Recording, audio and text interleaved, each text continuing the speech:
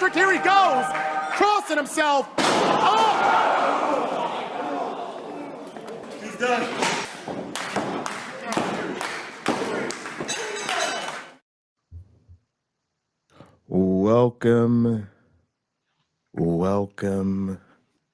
Welcome everybody to another edition of Hot Program. I am your host with the most, all the way from the East Coast, and as always, I am in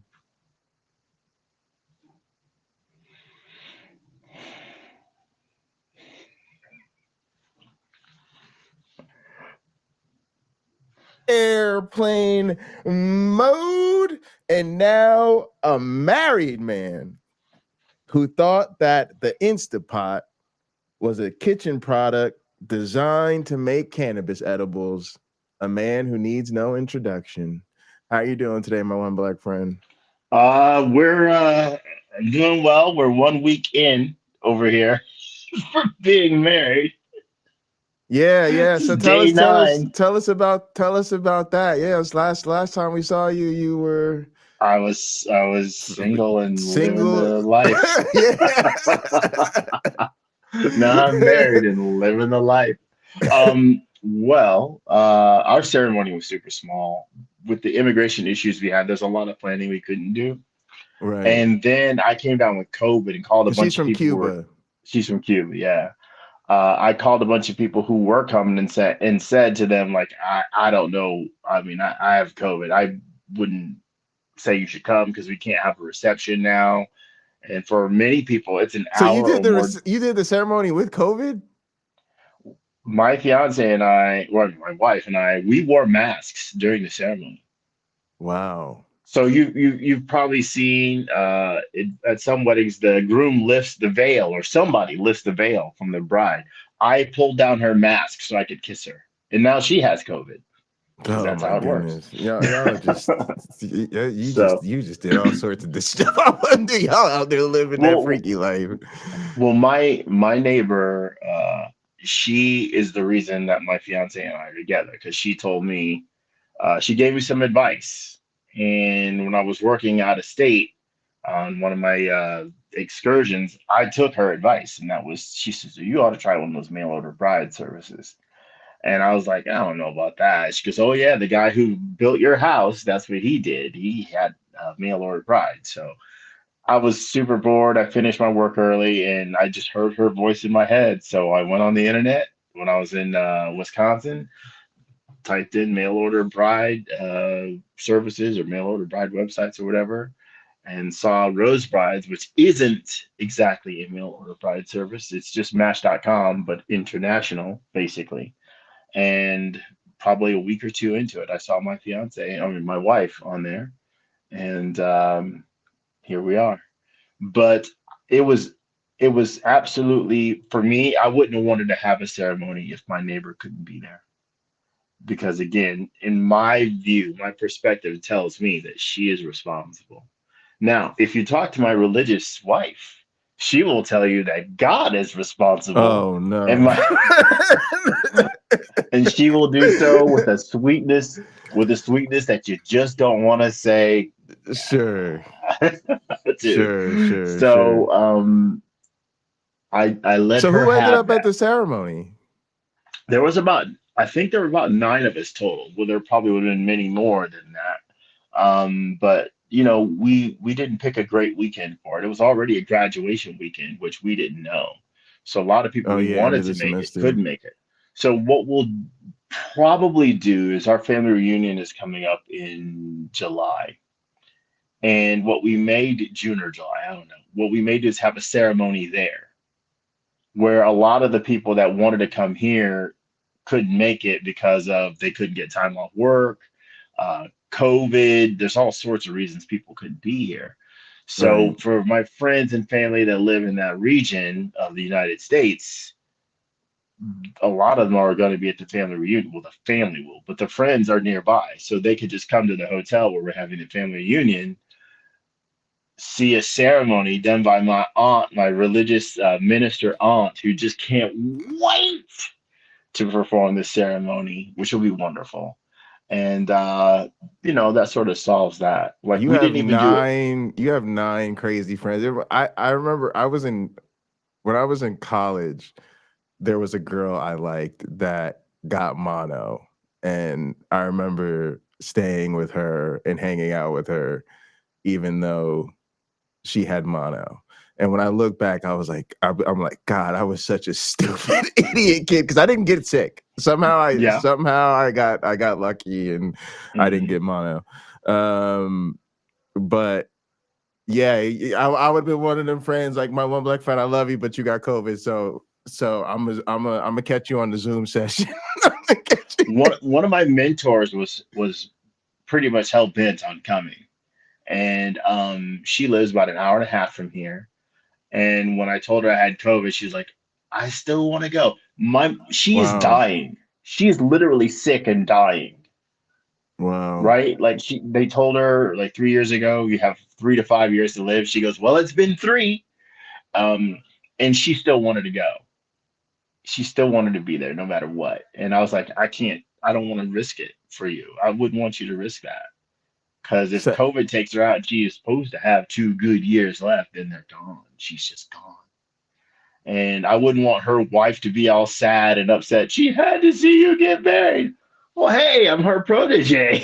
There's no excusing it. So I'd rather have it so I can talk to her and she can still be lovely, yeah, as yeah. opposed to her, me having to say a few kind words at her funeral with my mask on still.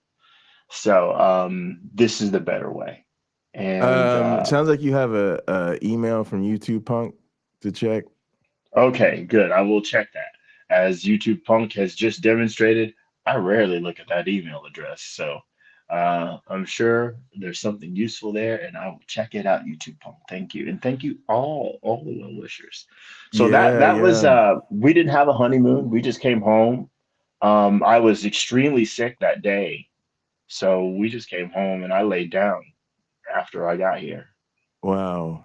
Yeah. So that and I'll put it to you like this. So I'm taking a new medicine for me called Manjaro. Manjaro is supposed to help diabetics regulate their blood sugar. People who aren't diabetic often lose weight. So with COVID, as you may know, it's sort of an appetite suppressant. I've lost, I think it's like 12 pounds since Thursday, Mm. whatever it was. The 16th was when I got married. So the prior Thursday, I've lost that much weight since then. It's not the Manjaro. It's utterly having no appetite for Right. COVID. Mm. So I guess yay for me for that, but it's a very strange thing to not want food. And now I think the Manjaro is doing that, sort of picking up the mantle and saying you have no appetite at all for anything. Well, yeah. Now you've adjusted to the not eating a lot. But yeah, definitely eat, man. I Yeah. know with my situation, eating and sleeping is you know, a huge part of the battle of Is it? managing bipolar. Yeah. And you know, eating's a bit. They're both a struggle, but eating's a bit easier than sleeping. So, Well, I admire people who stay fit, as far as like not gaining too much weight and all that stuff, because I've really struggled with it pretty much since I was like 11, and it's hard. Oh, Cameron is but in some here. people, I some better people, watch it's what I just say. but I mean, admire the people who put in the work because Yeah, a lot of people it's just metabolism. yeah, yeah, yeah. yeah. Like if my body reflected my eating habits, oof. We need an AI generated image to see what you would look Yeah, like. me. I'll be one of them avatar people. Let's put it that Okay. Well, I'll tell you, I'm on at least three different medications that just destroy my metabolism, just slow it down to like a really yeah, crawl. that's And the issue. the doctor told me, well, two doctors told me, you're probably going to put on weight when we put you on these meds, and I gained over 100 pounds. Hey, Cameron. So Um, so Yeah, let's go ahead and get into this because this just I'm really, man, this stuff that's been going on lately is just blowing my mind, and it's like a car crash. I can't stop looking Can't at. look So away. can't look away. So tell the people, man. I'm gonna just put it to you this way. I'm gonna put it to you like this. We're gonna talk about this TD Jakes controversy. TD Jakes is in a lot of controversy, but I Really? also realized that there are people in our audience who don't know who TD Jakes is because of culture, right? Like Right. TD Jakes is I He's a big think deal. I think he's the most famous black pastor in the world, probably. He is a At least in very big America. deal. Yeah, I mean, I think he has to be the most famous black pastor in America. But So a lot of white Christians and white non-Christians they apparently just don't know who he is, right? They just haven't heard the name. But for me, it's like I grew up on TD Jakes. I was around active in the church for sort of the rise of TD Jakes and how ubiquitous he became. But it's not a whole lot of there's a certain like top tier of black pastors, and TD Jakes is probably the lead amongst them. And I'll say this too, he's probably the only one who's not a musician, right? Because so many that level of black pastors, no, really, it's like the Donnie McClurkins and the Kirk yeah, Franklins. It's somebody who their celebrity and their status is built on their gospel music ministry. And TD Jakes is, put out a lot of gospel albums and stuff like that, but that's mostly him pastoring. He's not like known for his singing or guitar playing or anything like that. So yeah, I don't know. It's hard to say. Like, I'm gonna put it to y'all like this. When I brought up this topic, my one black friend was like, "Well, I got to be careful because this overlaps with my people." Yeah, but that's how it is. Like, I get in trouble with my mama for talking about TD Jakes. Oh, trust me. But this is an episode I do not necessarily want my family to see her. Maybe I do, but so yeah, go ahead. I've What's your knowledge of TD Jakes? oh, thank you. So I know a little.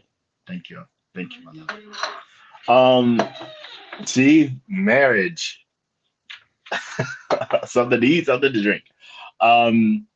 My sister, I've spoken about going to this mega church on Hot Program before when I was in Texas, and there were 26,000 people on a Sunday to this one location. Now, that church that I spoke of is the Potter's House. That's the church that TD Jakes preaches at. It is enormous. Enormous, It's a mega church. phenomenon what he has going on there, and I think I didn't really interact. Thank you, thank you. Yeah, and that I was didn't some of his really. biggest albums was live from the Potter's House. Was it? Yeah. Oh yeah, I remember that. Well, he certainly got a good thing going down there. Now, this scandal of which you speak, I haven't heard word one. So I want you and our audience to keep Yeah, in we're mind. gonna. I have no idea. Yeah, and to be honest, I don't either. I've just heard about it recently. Wayne put me onto it, and so we're just pulling stuff, and that's kind of what this is about. We're just gonna jump into it and see what's going on. But I should. Crystal gave me a good reminder that there are accusations of SA and abuse. So if this is not the episode for you, we totally understand if you don't want to watch a discussion of those topics. But there is a reason why I decided we should talk about this on Hot Program, because I think it has. I think there's an important point to be made about what's going on in terms of the way we deal with organized religion. So, but look, let's go ahead and get into it, and we'll definitely get into that. But yeah, just a little trigger warning for everybody, and we're gonna watch this little bit of this guy. He's gonna lay out I'm only gonna watch like the first 2 little segments, and then we're gonna jump into this guy who's super funny. We'll try to have a little fun with it. All right. Scene is coming. Okay, we know. What's up, YouTube? It's Aaron Page. I'm back with another video for you guys today. Man, this video right here is about to get real crazy. We seen is coming. Okay, we know the things that's going on in the world of the mega churches, but this right here is going beyond what we thought. Okay, there is speculations and even evidence that people are bringing out saying that P Diddy had a relationship with Pastor TD Jakes. Okay, they've been together. They've been. Now look, I hope that y'all caught that, because I hope even some of y'all who don't know who TD Jakes is, I hope you know who P Diddy is. Puff Daddy, Sean Combs. Okay, bad boy. We ain't gonna stop. All right. that Diddy. I already don't believe it. And I should have put that. Wait, don't be too quick. there's a lot going on. This is coming out as part of court cases. So from my understanding, it is. P Diddy's gotten he's in a lot of trouble, and he's involved in court cases, and a lot of this has come out as a result of what's been testified to in court. So this is one of them situations where people say allegedly. Yeah, we're just saying that because we feel obligated to say allegedly, but there's a lot of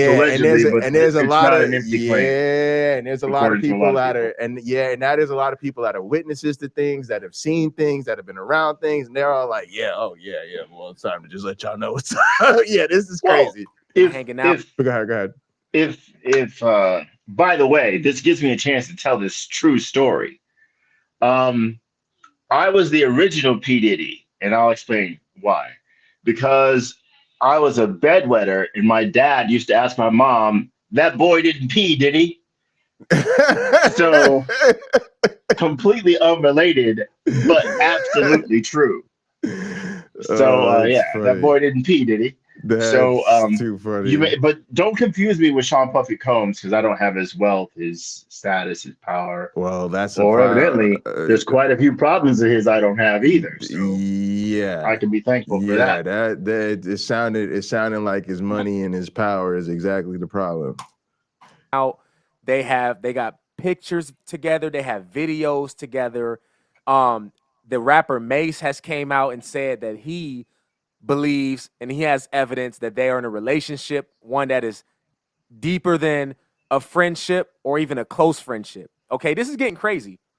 Okay, we all know the influence that Pastor TD Jakes has. Okay, we know that he is probably top 5 when it comes to pastors known across the world, within the Christian world. Okay, and when you have that kind of influence, you cannot put anything out there that's going to tarnish the name of God, and that's going to tarnish your name and the names of your brothers and sisters in this field, okay, in this faith.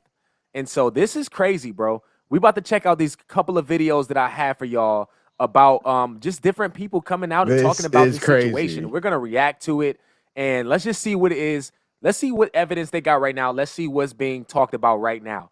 Man, you want to stay for this full video today, okay? For sure. All right, so look, let's go ahead and hop into this video right now. Okay, so this is a video. This lady has put a video out, and I'm gonna put all the links to the videos that I found in my description. This lady has a video of Mace talking about how he believes that P Diddy and TD Jakes has had a relationship that is unacceptable. Okay, and everyone that knows Mace knows that Mace was a pastor at one point. He was a rapper first. He became a pastor, and now he is making podcasts, stuff about football and all that. But he still believes in God. Okay, he still holds his tradition. So he's going to talk about the situation, about what he feels was going on between P Diddy and TD Jakes. Let's check it out.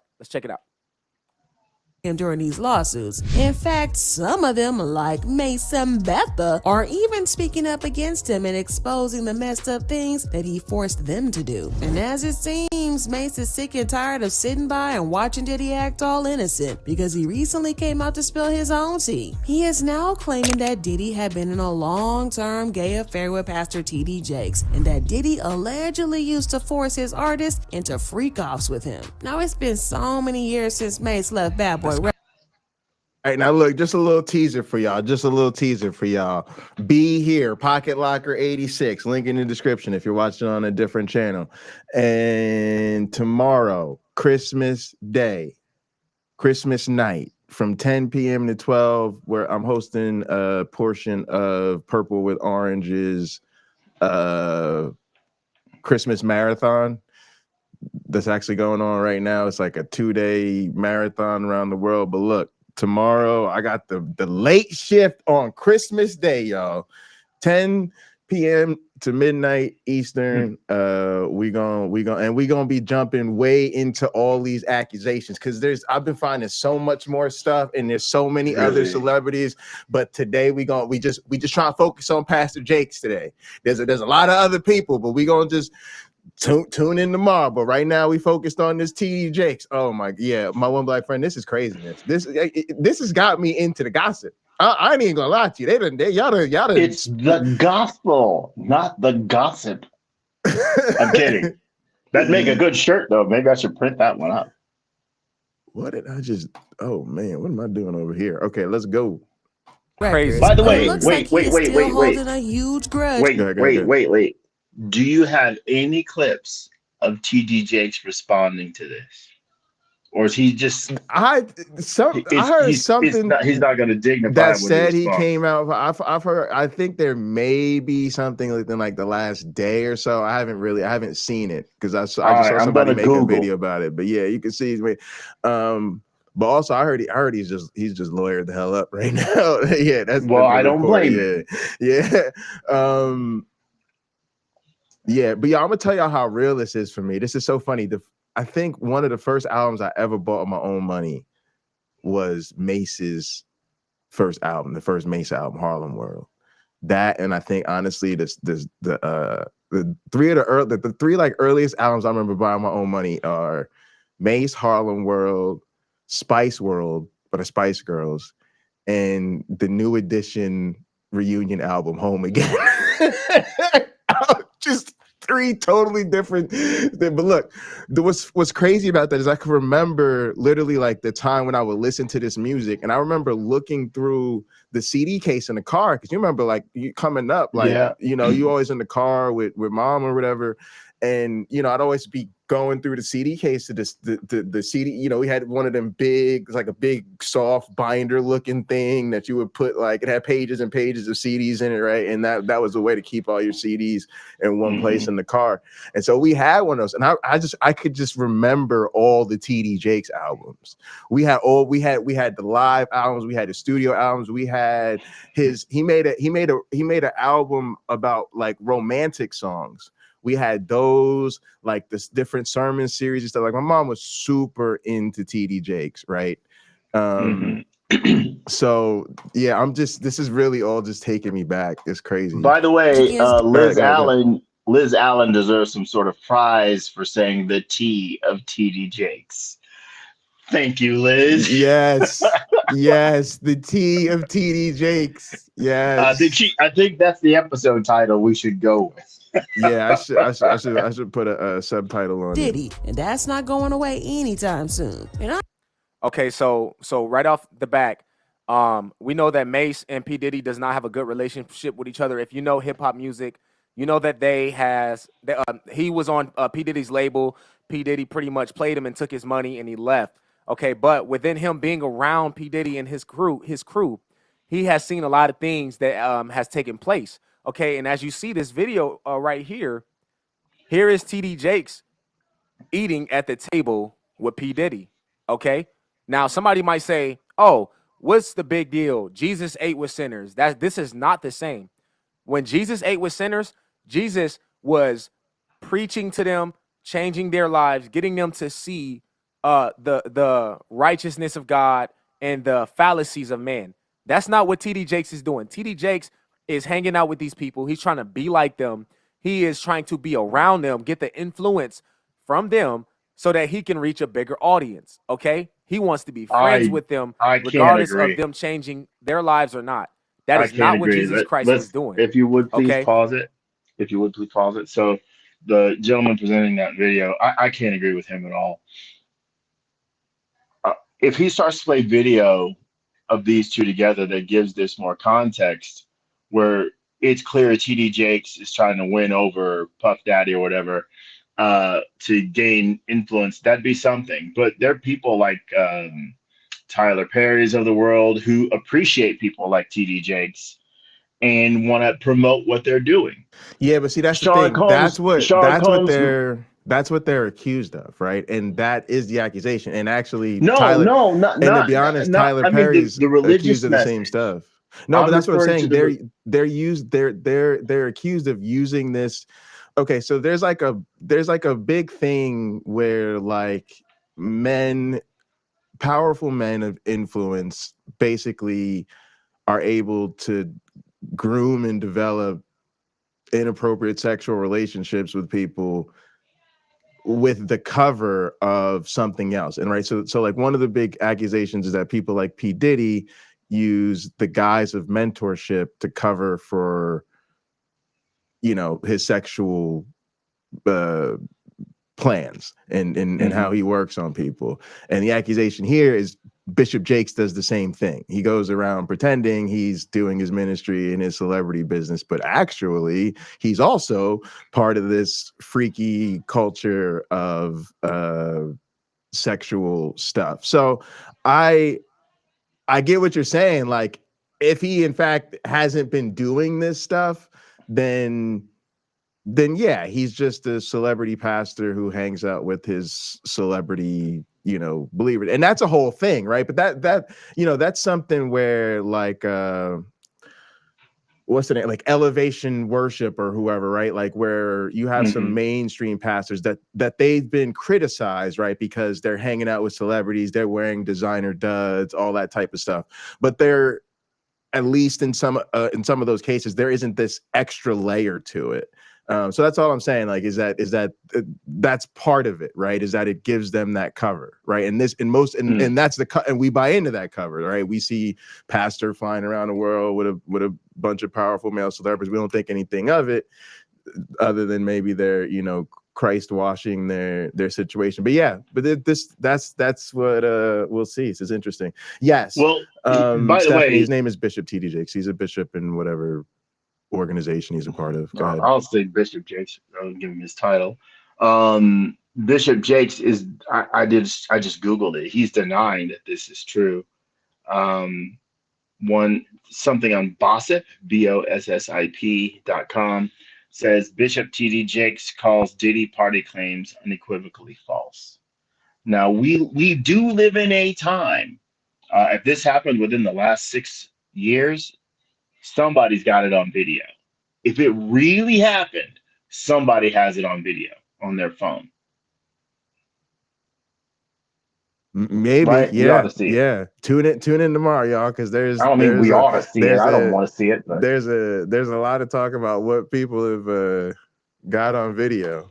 He's eating at the table with P Diddy, and P Diddy is not going to be changed. But yeah, this is what's interesting is that we're here more about to talk about the Christian freak out about all this and the hypocrisy of these ministries. All right. P Diddy was at his church and he's not changed. He's still the same person. So we are not called to be here and to be hanging out and living amongst sinners. We're called to go into where the sinners are and to bring the gospel to them. Right. And if it doesn't work, what do? We dust our feet off and we keep it moving. That's not what TD Jakes is doing, apparently, because you're going to see later on in these videos that he's still hanging out with him. And he even had something to say about the recent accusations of P Diddy supporting him. So let's go ahead and finish on with this. OK, so this is an artist named YK Osiris. He used to be, I don't know if he still is. I haven't heard any music or anything from him, but he was a part of Diddy's label. OK. There's videos and speculations about P Diddy adding people to his label and then treating them like his boyfriend. Okay, taking them out. They don't even be making music. They don't do anything that they were supposed to do. They don't make albums. They don't be doing shows. They just hang out with P Diddy, and it's so weird. I watched a video of The Game. A lot of people know The Game. He's a rapper. He's been in the industry for a minute. I watched a video about The Game talking about this, how P Diddy, for like a year and a half, P Diddy would just take him to different places, and he would buy stuff for him and just pretty much treat him like a girlfriend. Yeah, this Okay, a so lot this of is the this same going. thing that's This is going going on to be a with theme the that. next I've heard couple that. days. White Hale Cyrus. And for anybody asking or wondering why is this even relevant, is because this. Okay, if somebody is doing this kind of stuff, if you know for a fact that there's a person out there that is doing this stuff and they are known to be homosexual, they're known to rebel against God, they're known to make music that that goes against the morals and the righteousness and the commandments by our God, why are you hanging out with them? Why are you supporting them? How are you going to be this influential person, but you're supporting him? How is that possible? These Why are guys we have mixing light with dark? guys And have so we're gonna watch. misogynistic music using foul language and the N-word and stuff like that, and claiming to be Christian. I just can't imagine that Jesus would want much at all. All right, but see, much of anything to do with that's where I'm So that's that's hypocrisy. where I'm going with all this. That's Are you what okay? bothers me about this. I don't care if TD Jakes is gay. I don't care if Puff Daddy or any other celebrity is a homosexual. That's fine. What bothers me is the fact that they're super powerful people. First off, that the alleged abuse is the thing, right? Mm-hmm. Like, again, you know, having homosexual relationships, parties, doing whatever, that's one thing. The accusations of the coercion, the assault, that's when we start talking about the inappropriateness, right, of a lot of these relationships. That's the issue. But the hypocrisy, right? Because in the case of a lot of these rappers that are caught up in this, you have them putting out these incredibly, like almost overplaying the heteronormativity, right? And to the point of misogyny, right? To the point that their art is like, hey, I'm gonna just rap some generic stuff while girls just shake their booties, right? But then it turns out, like, you know what I'm saying? Like you're doing something totally else. To me, that's destructive on that front. But then in the case of somebody like Bishop Jakes, who actually has a ministry and is a pastor and all that, he's come out as being against gay marriage. Matter of fact, I was reading about this thing he got caught up in because basically he did a interview with the Huffington Post, which he described as a supposedly Christian organization, which is crazy. But basically a response to like the whole Supreme Court thing. And he said something along the lines of, accepting people that think differently than he does or whatever. And that he doesn't believe that, that Christians should use policy basically to influence people or whatever. And when people interpreted what he said as being okay or accepting of gay marriage, he literally went out of his way to be like, no, I'm not okay with gay marriage. Like, I don't accept it. I just was saying that we shouldn't try to change public policy because Jesus didn't try to change public policy, whatever, right? So that's the issue with him, is like he's a really big time person. And again, it's so systemic, right? Because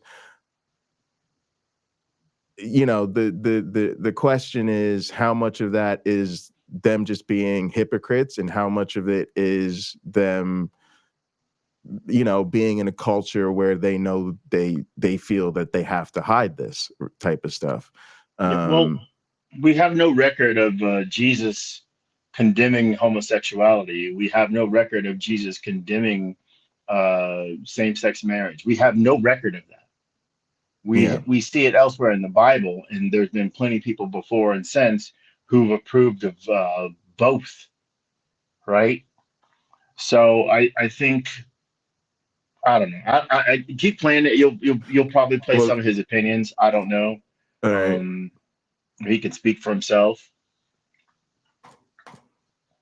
That's wrong. This video of his the guy that was on his label that had something to say about P Diddy and the label, and you're gonna see videos of how P Diddy was treating somebody on his label when he was supposed to be doing music, making shows, and doing all this other stuff. This is what P Diddy had him doing. Check it out. Let's check it out. They always want you to, you know what these rappers, all these singers, all these big rappers y'all look up to? They always tell you what the good part about, but they never tell you what the bad part. And that's crazy, man. Yeah, they got all this money, but they dealing with emo spirits. That became a meme. You struggling? You struggling? With them push-ups. I don't wait no more. You owe me 60 bands. Sit-ups. And you have to perform the song right now in the crib. What are we talking about?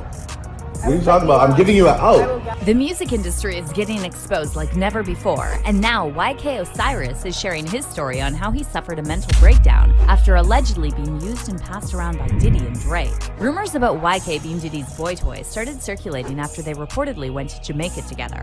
Meanwhile, YK also started spending a lot of time at Drake's mansion, and he even got Drake's brand tattooed on him.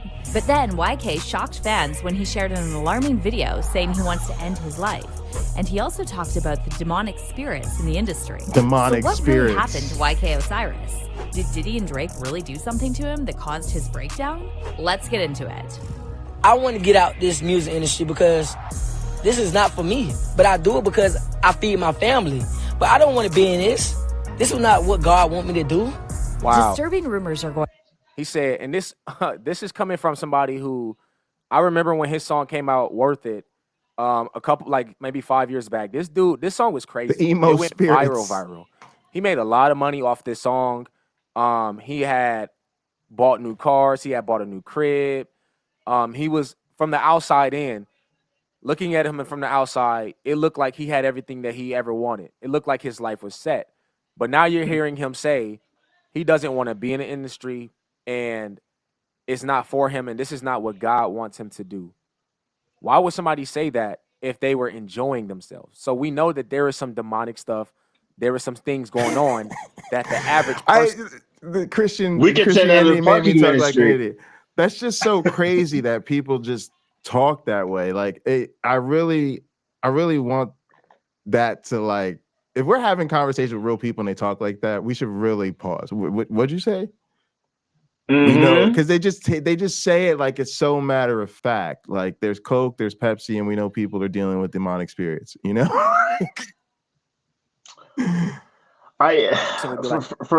For those of you who don't know, the Book of Enoch is in some Bibles, and it defines what a demon is. A demon is the disembodied spirit of the child of an angel and a human woman. So they grew up, they had these, they got together, a group of them got together, they had children, and then when those children died, their spirits became demons. And there you go, in case you wanted to know. So when most people are talking about their demonic spirits in the world, like how many could there be? There has to be like a limited number. Right. Because it doesn't say their grandchildren and great grandchildren. But no, I think they've just morphed it into something else. Well, they're using it for their own purpose. Yeah, right. They're using it for their own purpose. Look, things go bad. You know, I didn't blame demons for getting COVID. You know, having COVID on my wedding day, and all these people not able to, suddenly they can't come. You know, it's not demons or evil spirits that are responsible for that. It's mere happenstance. And a lot of things that people want to blame demons for, mere happenstance. And if you ask them, well, look, you believe these demons are real. Well, where can we go to see one? Let's get it on camera at a safe distance. Where can we do that? And they'll say, well, there's video on the internet. I'm like, I don't want to trust anybody's video on the internet. Where can you and I go? Where's minimum safe distance for getting a demon on camera. Right. And then they can't do it. They can't. That's the thing. Again, when we're speaking with the religious people, always feel free to ask them, hey, put it the way Steve Allen would. This is very fascinating what you're telling me. Do you have any evidence to demonstrate this that you can show me right now? That's not offensive at all. And yet it will be offensive to people. Show me right now. Yeah. Anyway, sorry. The whole demon thing, I think it's one of the most silliest things. It is. It does. Religious people say. Yeah. And I kind of feel for them. Like you, I know you don't understand what you just told me, and you don't understand how it sounds to me either. Right. Yeah. Yeah, exactly. Silly. Like, this ain't for me. This is crazy. This is psycho. This is ungodly, unholy. This is crazy, right? Let's continue on. Going around that YK Osiris was victimized by Diddy and Drake, and fans are speculating that this is why YK suffered a mental breakdown. YK rose to prominence in 2018 after his song Valentine went platinum and prompted Def Jam to sign him. He released one album under Def Jam, The Golden Child. However, the project was How do we know that they accepted homosexuality during their time? I have a hard time with that. I have a really hard time with the biblical periods? Yeah. That like say Jesus is the Jews of Jesus. Oh no, we know this because of Greek culture where they had pederasty.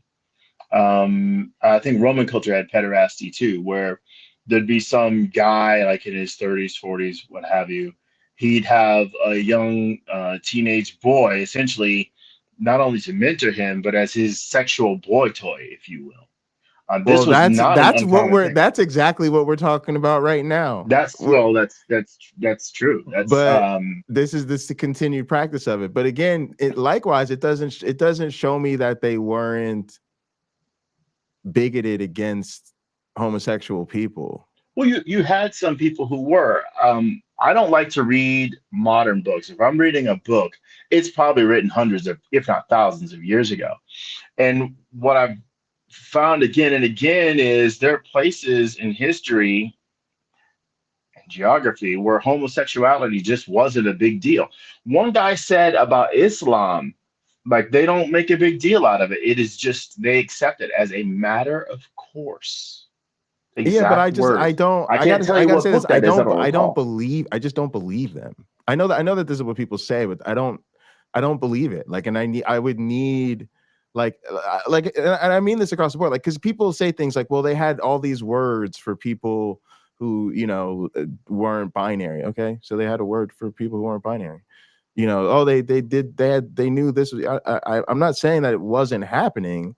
I'm just saying, how do we know that they accepted it? And the reason I say this is because to me, I think the book, which is supposed to be the sacred text, I think it is discrimination against homosexual people. And I don't think the Bible discriminates against almost everybody, and then it tells you not to do that. Sure, but so because even when people get into that, they go, oh well, they'll say, well, like, oh, it says you're not supposed to lie with man in the way you would a woman. Okay, so they're saying it's an abomination to be a bottom. Do they not? I guess do they not know how this works? I mean, right? Like that's not a save.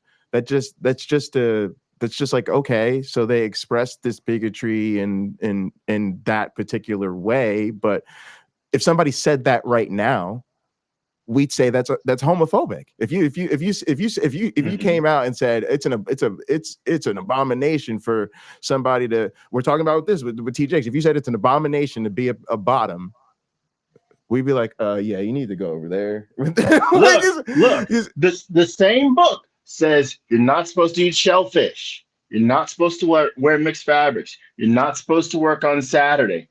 That you're not supposed to make graven right, image. and I'd say it is, and I'd say it's against those things, right? I would just put, I mean, right? It wouldn't. I'd just be like, yes, the Bible's also against eating shellfish, right? Like, well, how much do we care about people eating shellfish? I'll tell you. I'll tell you. I care in that regard. I care in the regard of that one because I think it's I'm concerned about gaslighting, honestly, right? I'm Mhm. concerned that we clearly have this inherited tradition of this religion. We deal with a ton of bigotry against LGBTQIA plus people in our society. They tell us explicitly it's because of the religion they have had handed down and the traditions. And then we look at those traditions and go, no, I don't see anything homophobic here.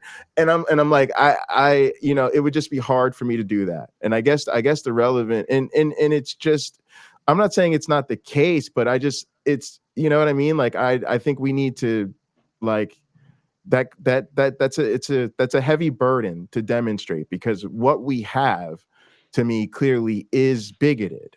And so it's pretty clear in the text that they interpreted their God as not being okay with this. So I think the burden of proof is on somebody who's going to say that they accepted it. Like, and again, it could be like, there's a difference too, like, because you asked, like, it depends on who. So to me, one case is the religious authorities, right? Because what we're trying to understand is what was taught as sort of their understanding of, you know, what their faith required of them. And then the other level would be that would probably be even harder to get a grasp of, is like how the people actually lived, right? Because like now, like you said, like we could find all sorts of rules in the Bible and things that are preached about that people just disregard in their daily lives. So just because it's what was preached doesn't necessarily mean that that's how people handled their personal relationships.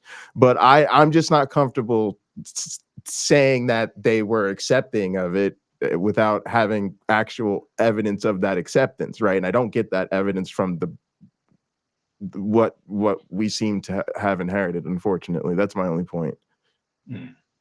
Yeah. Flopped, and Def Jam dropped him from their roster in 2022. However, about a year before that, YK already started making headlines with his close friendship with Diddy. Fans noticed that YK and Diddy were hanging out a lot, and after they allegedly took a trip to Jamaica together in early 2021, rumors started swirling around that YK Osiris is Diddy's new boy toy. Okay, so real quick, here we go. He spent all that money. He got dropped from his label because his album flopped, and all of a sudden, now he's on a trip with P. Diddy on an island in Jamaica, eating fruit, enjoying himself, which, come on, let's be honest, all right? Let's be real about this situation. Does this picture look like a masculine, you know what I'm saying, side, or a feminine side? So if I took my wife on an island, I'm not going to be taking pictures All of... right, like this also was like my skin crawled when he said that. This is another very, like, this is what's so interesting about this, because he's basically like shaming this young man for not fulfilling, you know, the gender role he expects. But this is going to be that's what I mean about putting, because it's like they have a very homophobic subculture. So like even his take on this, which presumably is just to, you know, talk about the you know, what's going on with TD Jakes and all of that. It's just weird. But yeah, but that's what's going on. Me getting a massage. I'm gonna be taking pictures of us or her. I'm gonna be showing people, look, me and my wife are having a good old time. It seems like he's on the feminist side. It seems like somebody else took him out and he's enjoying himself eating fruit and watermelon, and he's getting treated as if it's a date. He's getting treated as if... All right. And like I said, so we're gonna do more of what's going on tomorrow, because there's a lot going on, y'all. But the reason this kind of thing is important is because this is part of the pattern that a lot of this stuff has to it, which is setting aside the homosexuality issues, because again, that's more just hypocrisy in terms of the way these people present themselves, which is a problem, right? Because to me, that's like the coons of the queer community, right? It's like the Jesse Lee Peterson, right? Like Jesse Lee Peterson, like you're black, but you hate being black, right? And so you literally throw punches for white supremacy because you hate blackness, even though you're black, right? And this is kind of what drives me crazy about with these people and their hypocrisy, because that to me harms the LGBTQ community, like, because this because of the same reason, right? You have these people who are like literally reinforcing hetero supremacy, even though they're not heterosexual, the same way Akun does.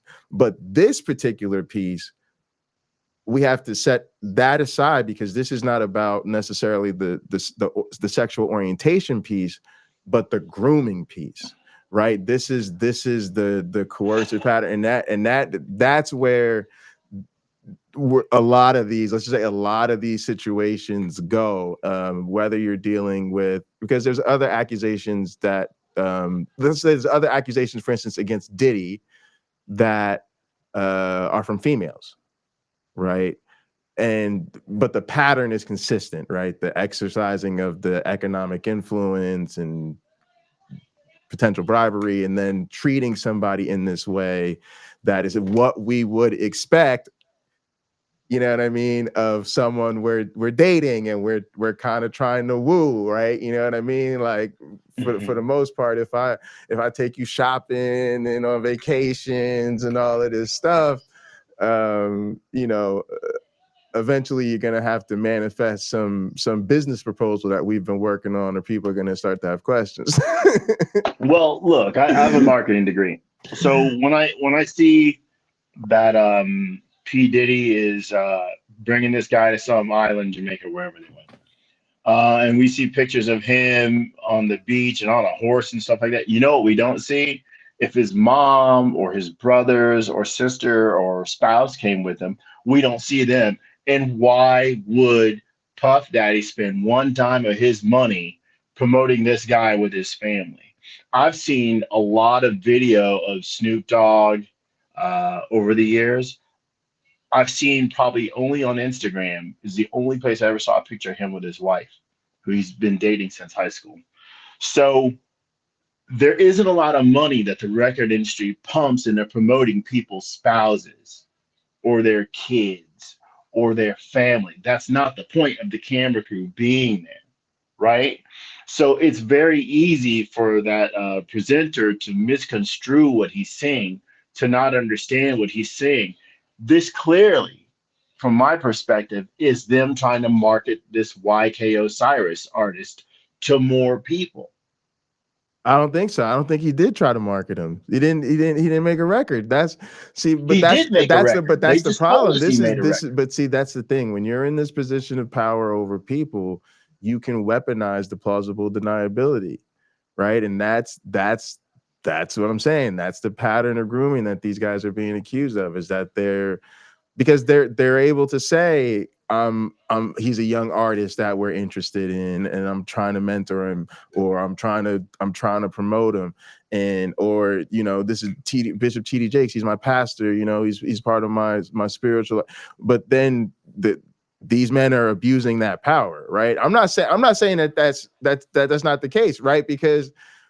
But that's what he's saying, right? At least that's what this YK Osiris kid is saying, right? He's saying, yeah, but that he was being used and manipulated in this way, right? And then other people are saying that. So I get what you're saying. Like, that's what I think that's what we're trying to deal with as a society, right? I think that we're trying to figure out. I'll give you a perfect example that's like less like criminally in charge, right?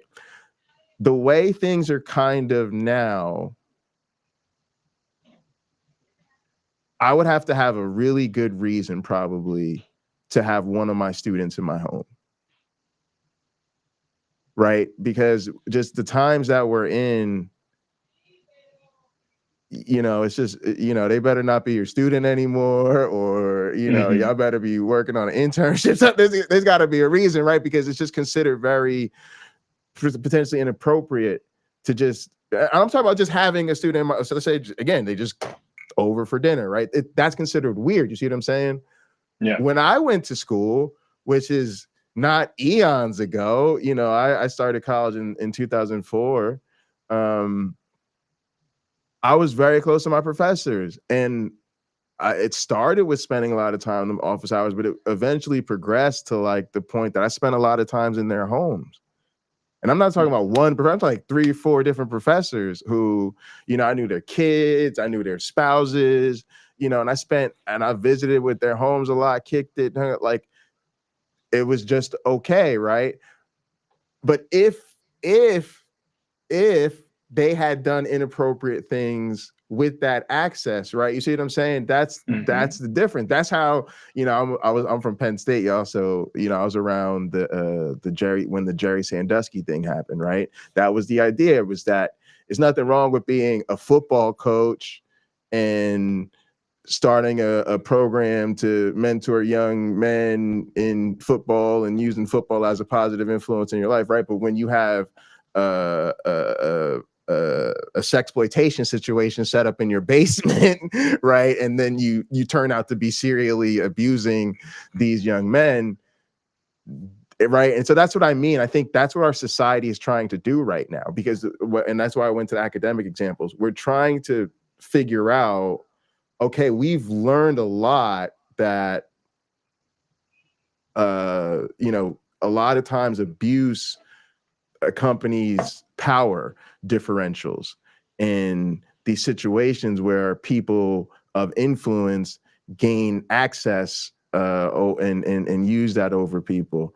So I think we're trying to figure out how do we redraw the boundaries in a way that we're not facilitating this type of stuff without restricting people's freedom to have influence with each other and be in each other's lives, right? Because what I would describe as like, oh, it's probably not seen as like normal today to be in a professor's home and stuff like it was when I went to school. I feel like that's losing something, right? I went from a very, very small high school to Penn State. Went from like the smallest high school possible to literally the largest university possible. Having that kind of close intimacy with my professors made that school feel small to me. And like I knew people, I knew I could go to people, I could talk to people. I had great relationships with them. And that totally changed my experience as a student, right? Because I learned so much outside of the classroom because of that. And so now you can't do that shit anymore.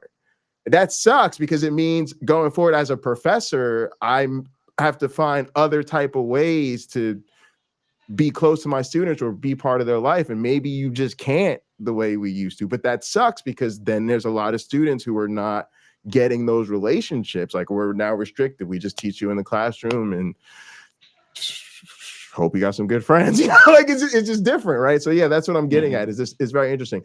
But yeah, so that's what's so deep about all this.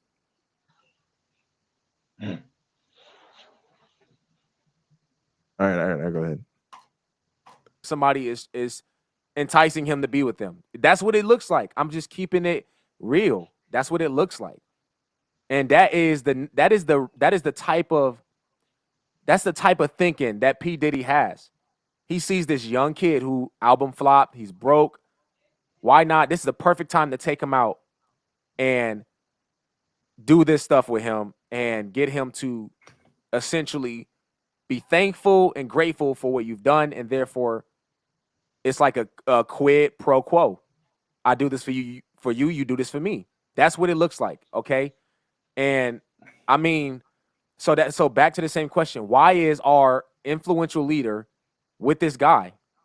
Why is our influential leader allowing this guy to come to his church and be in the front row and then recognizing him, as y'all about to see in the other video? This is crazy, okay? We have to stop being so afraid. Like, us as like Christians as a whole, us as Christians as a body, when we see somebody doing this stuff, when we see somebody who's a leader, okay, doing this kind of stuff, we have to nip it in the bud, and we have to rebuke them, and we have to get them out the church. And yeah, see, this is what's so interesting. Well, you don't rebuke them on YouTube. That's not what his Oh no, Bible tells him to do. His Bible doesn't say start that's making exactly videos and what we do. get that money flowing in. What the that is Bible says exactly to what we do do. is he is supposed to privately go to his brother and explain to him using the scriptures as basis what his brother is doing wrong. Sure. If his brother does not change, he's supposed to go with other brothers from the church and talk to him. If the person still will not change, you're supposed to disassociate yourself from that Yeah. person. This is They're what's supposed to be thrown out of the synagogue, basically. this is what's powerful about social media, though, because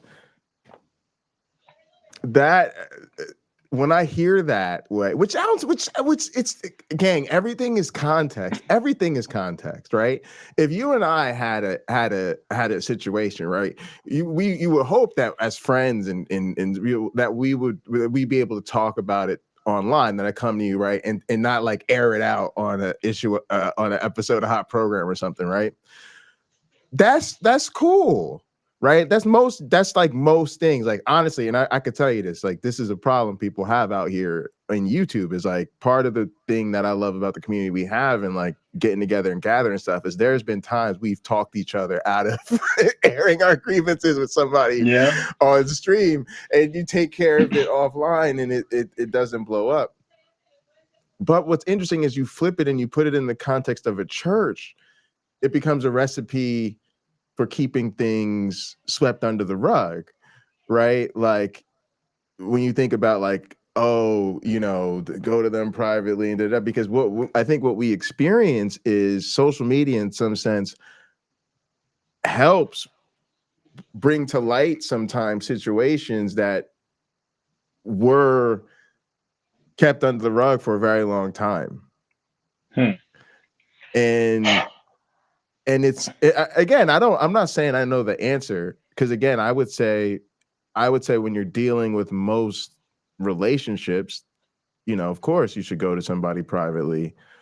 But I do think the churches and different organizations like that put themselves in a position where they abuse that, right? And that's a lot of times why we're so dissatisfied with the way they handle scandals, right? Because they try to basically say, oh, well, we'll handle it internally, which sometimes just means shipping people to different places, and it actually means we won't handle it internally. Well, but that's a criminal matter. Those are criminal matters where the law should get involved if it's a criminal matter with the church.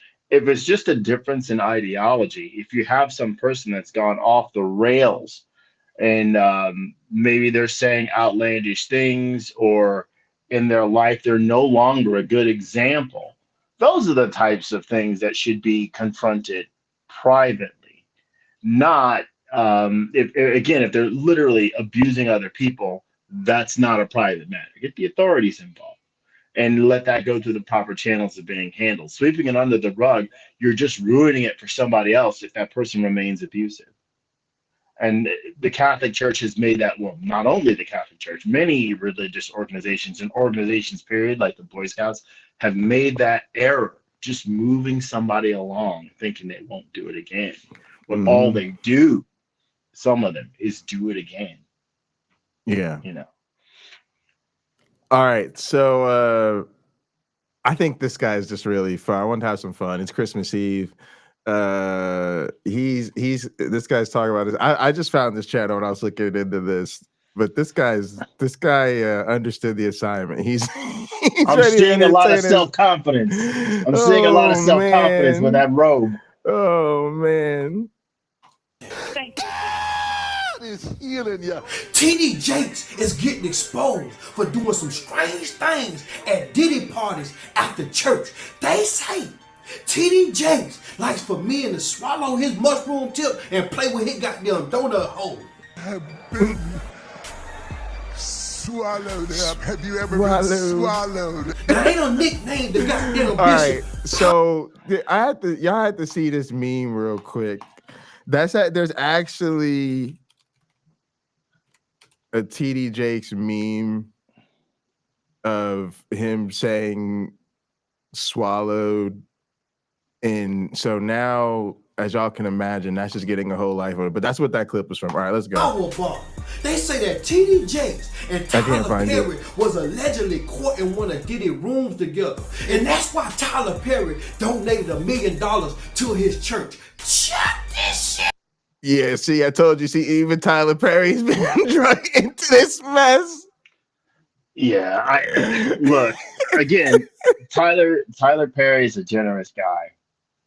And it's a shame when, I don't know, people take kindness for weakness or they misconstrue his actions. When you think of T.D. Jakes' audience and Tyler Perry's audience, there's a lot of overlap.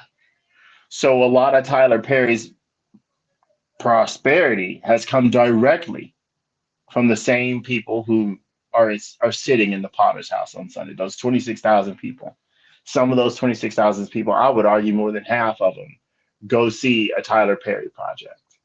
And how much money does that get Tyler Perry? So the fact that he gives $1 million, which is like, to use an analogy I heard long ago, it's like Tyler Perry buying a postage stamp, right? He will never miss that money. He is extremely wealthy.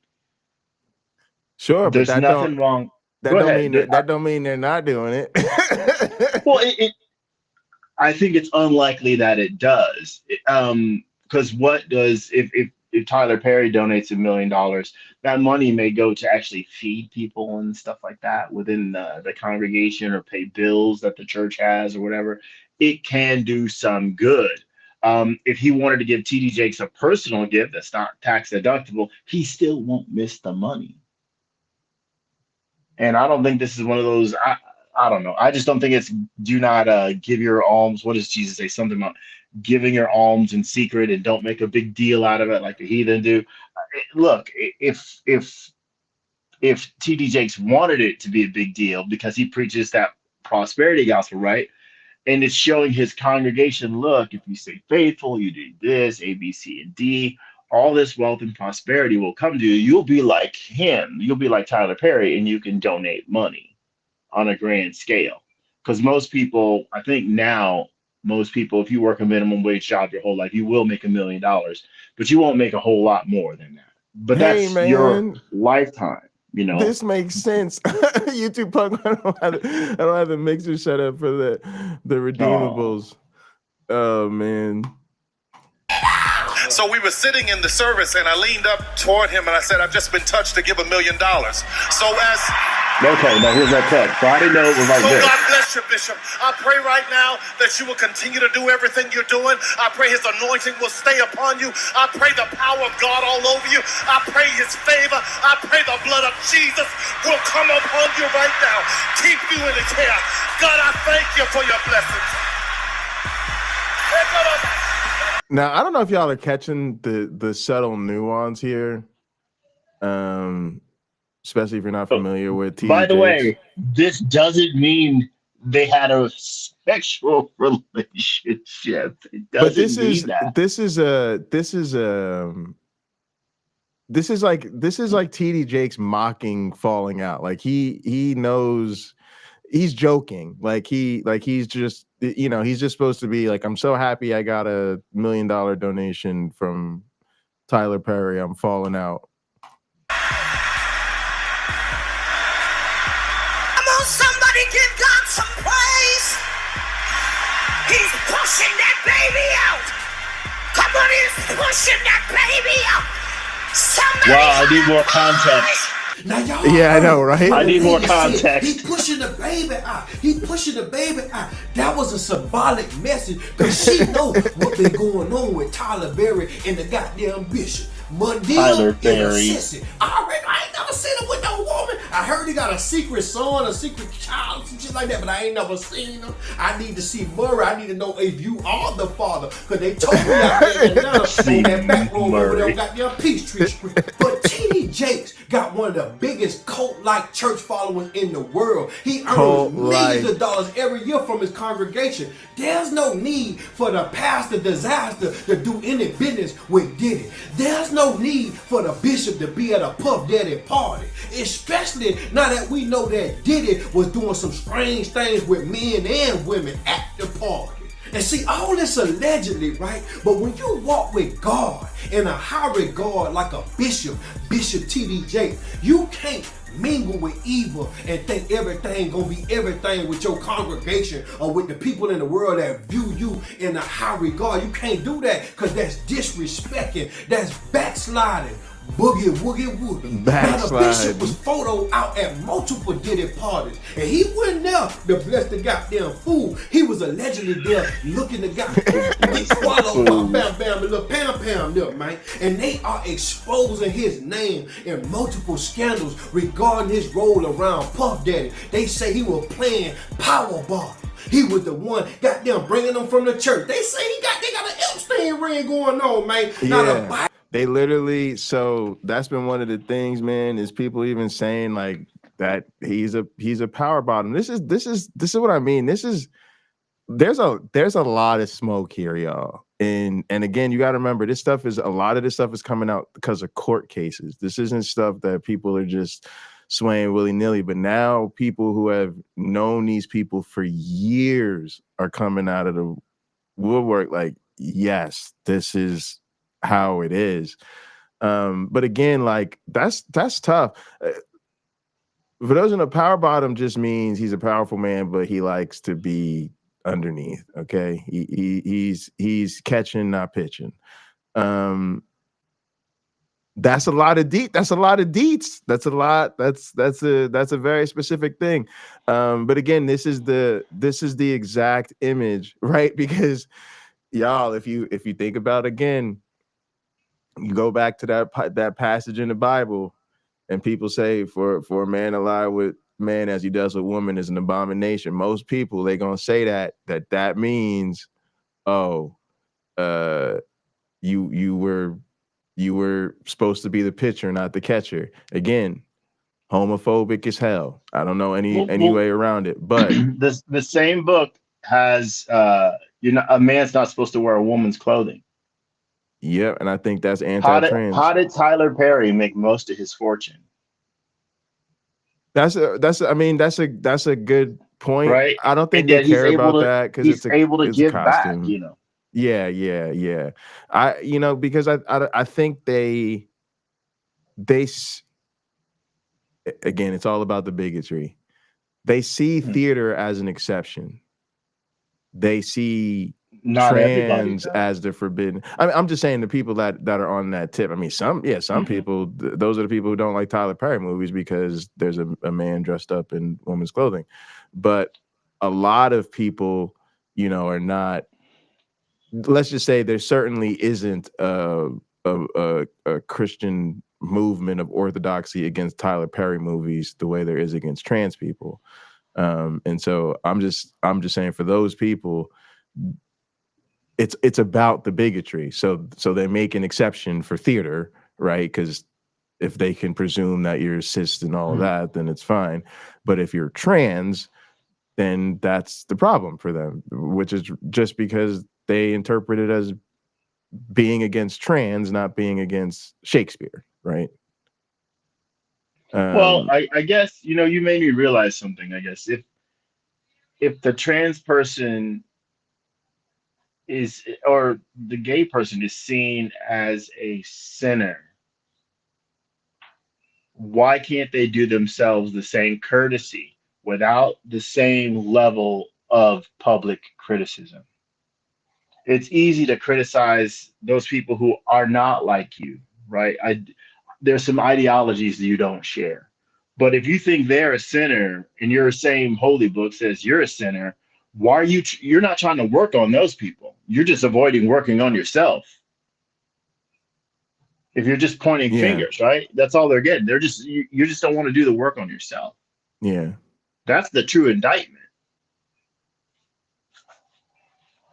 Yeah. I don't know. Maybe I should run for public office and say that from the Senate floor. Like, you just don't want to work on yourself. Yeah. Well, we'll see how that goes over at the fundraising dinner. My brother and his wife have vowed I'll get at least $4 from them, and they're millionaires. Well, you can count on at least 5 from me. So. Yeah, I don't think I need the money. Like I told you, I could just put my name on the ballot, and I'm in. Oh, you do. Yeah, you do have a electable name. Yeah. Hey, Stupid or Energy. Thanks for getting our stream demonetized as always. I thought I did that. Me and my beloved F word. Oh, yeah, I know. I curse a lot. So The messenger, just get the message. TD Jakes is the biggest black preacher in the world right now. He's extremely talented with his delivery on how he delivered the word of God. But when he take off that goddamn church blocks and put his goddamn Bible up, he ain't goddamn Diddy house. Getting delivered, pushing the baby. What's going on? Y'all comment below and let me know if y'all feel like Tyler Perry got a little sugar in his tank. Y'all comment below and let me know if y'all feel like there might be a lie about the bishop. But they got receipts and they coming for goddamn Bishop. They don't put that man down with that shit they got going on. Pray for Bishop goddamn Jakes right now. Him and his wife. His wife was just on stage dancing, talking about she got her legs back here. And then I seen him when Tyler Perry gave him the money. The man fainted and that little jump, that what took me out. I can't go to church no more. I'll watch your ass on TV. $30 bill at the goddamn screen, pick my money back up after church, go off the goddamn YouTube. Cause I be goddamn if I go to one of these goddamn church houses and give all my goddamn money to a fake ass pastor riding the road. I can't do no shit, but y'all comment below if y'all go to the party. He said, I'll throw my money at the screen and then I could pick it up off the floor after YouTube goes off. That works. If God really wanted your money, it would magically transfer to the church accounting office. Oh, that's too good. And I don't mean via ACH transaction or wire. It would just, you'd throw cash at the screen, literally. It would teleport. Yeah. I just watched that Star Trek, Into Darkness. It just teleporting people all over the doggone place. You can do it. This guy's too much. Yeah, Aries Spears energy. And y'all think that this a lie. Y'all like this video. Y'all make sure y'all share this video, baby. We the big. Oh my goodness. I do like the Kearney Thomas quote, or he uses a sample of Kearney Thomas saying,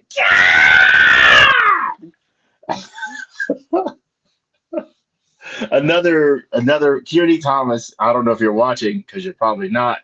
Another reason that my exit from Christianity was so easy. So easy, like that's a representative right there. Wow. All right, we got something. This one's we got a little bit of time. This is another short one. It's oh man, I'm pressing the wrong things again. All right.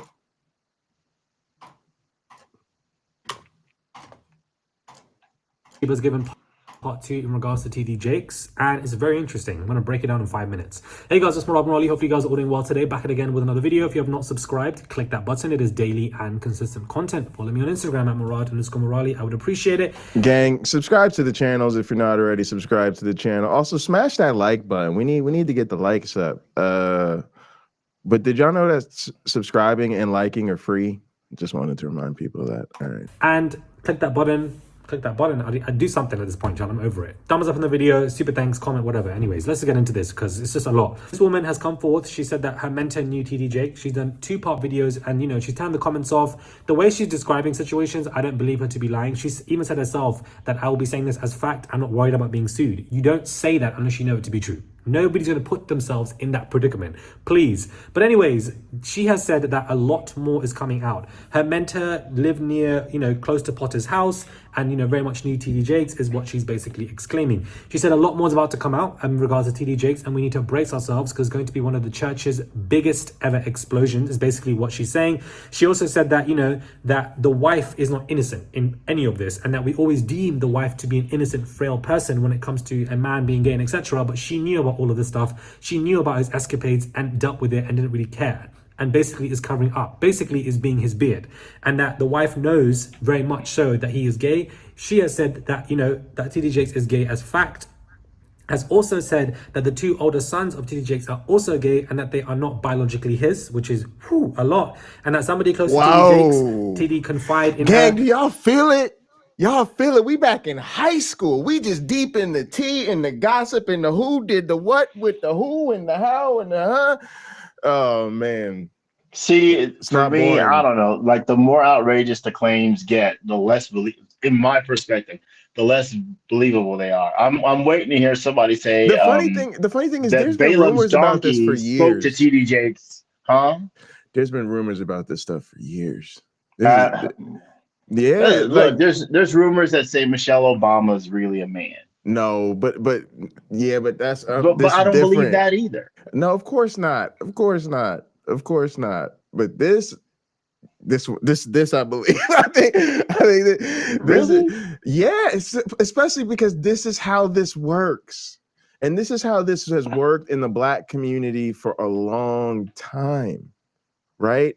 And that's, that's part of the death grip that Christianity has on our community is that there's so many Black men who we call them down low brothers, I think was the thing at one time they were calling them, or undercover brothers, right? And this was his deal, was a whole thing about men on the down low, and they were married, they often had kids.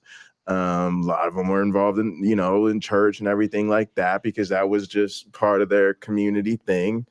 But yeah, they were living double life. So I just think this is very common.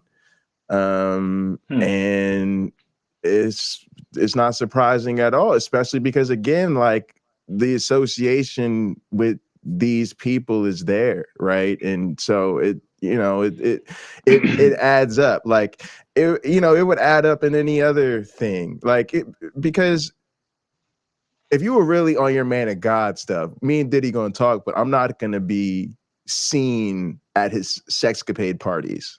When all that stuff comes out, you would not be there for when all that stuff comes out, you're not gonna hear my name as there. They'll say he had my number in his phone and we had lunch, during the week or whatever. But you're not gonna be like, oh yeah, I was getting my back blown out at his white party. Like that's not gonna be the story, right? So yeah, and it's and plus a lot of this stuff that's led to this is stuff that people have said under oath, which is bringing out a lot of other people. So there's definitely I don't know, I wasn't there, but there's definitely enough here that it seems to be more credible than not, and we'll see. Especially because part of the story we'll get into tomorrow is apparently Diddy did have a thing for videoing a lot of this stuff, and so I actually think there's a whole big ring. Like I actually think that this is really a big story right now amongst Black celebrities, particularly those in the music business, in the entertainment business, like Will Smith and people like that have been caught up in this. And so I think TD Jakes is just part of this, but his celebrity is that he happened to be a celebrity pastor, and that's how he got to sort of play on that level with that degree of celebrity. So yeah, but that's why I wanted to talk about him on our show, because we do the counter apologetics, and I think that this is one of those things that is a tough topic to deal with. There's sort of just the intrigue of how Christians are going to respond to this. Are they going to just deny it? Are they going to double down? Is it just going to be perfect word, imperfect vessel? That remains to be seen. I think there's a lot of people I know, like my family, they'll probably just look the other way and avoid this, but then sort of probably quietly disengage just in case. I don't think they'll want to really face it, but they also won't want to lose face over it, if that makes any sense. But I do think what bothers me is the hypocrisy. It's the way he's come out against gay marriage, the way him and other people that he's involved with portray an image that's not who they really are. I just think that that's a huge disservice to the LGBTQ community. And then of course the waters of all this is going to be muddied because it remains to be seen how much of this ends up being downright criminal. And there's SA accusations, there's accusations of I don't know how old the people were and if there was bribes and all of this type of stuff. So that's a lot of the pieces that I think we'll see, and that becomes unfortunate too, because I think a lot of times, I imagine even the response from Christians will then focus on the homosexual aspect to the exclusion of recognizing that there are real victims here. So this is going to be a mess. Go ahead. As I think about this and I see TD Jakes there, could we view TD Jakes as an innocent party in all this? Because if you're Puff Daddy and TD Jakes comes to one of your parties, and I'm not saying one of these sex parties with him, he just comes to one of your parties, does that not make you look, if you're Puff Daddy, like you are respected by TD Jakes? And TD Jakes, it absolutely does.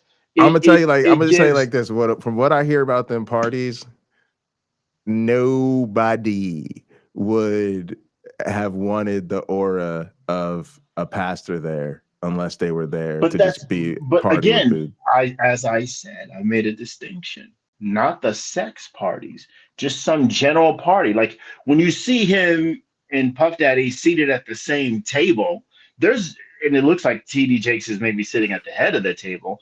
I don't get a vibe from that there's an orgy going on. Yeah, I just think in nearby spaces.